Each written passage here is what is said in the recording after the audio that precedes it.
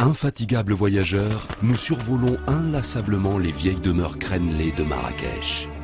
Gardiens de la mémoire du lieu, nous nous souvenons de l'âge d'or du palais El Badi, le palais de l'incomparable. À l'aube du XVIIe siècle, ce palais était considéré comme l'une des merveilles du monde arabe.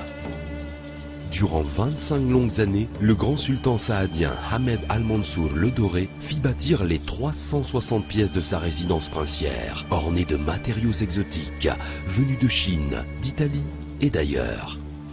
Si les murs d'enceinte ne s'ouvrent plus aujourd'hui que sur l'esplanade et les jardins, il fut un temps où ce sublime palais était un lieu dédié aux cérémonies et aux rites ancestraux.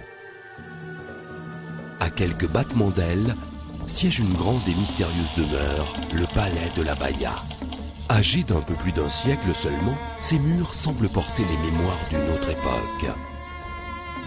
Les 160 pièces du palais de la Brillante étaient destinées à loger les 4 épouses et les 24 concubines du grand vizir Bahamed. L'architecte, nourri de traditions andalouses, a su construire un palais des 1001 nuits, vaste et somptueux, trésor de la décoration mauresque. Ancien quartier général du maréchal Lyautey, à l'époque du protectorat, ce palais abrite de luxuriants riads, de vastes patios et des chambres secrètes bâties, semble-t-il, au gré du vent. À quelques nids de là, se terrent les tombeaux saadiens. C'est au XVIe siècle que sa splendeur remonte, avec l'inhumation du prince Mohammed Chir. Quelques siècles plus tard, les sultans almohades entreprirent de faire disparaître toute trace de l'existence des Saadiens. La nécropole fut murée et elle tomba dans l'oubli. Il y a seulement 100 ans, nous étions les seuls à nous souvenir de l'emplacement de cet endroit mystérieux.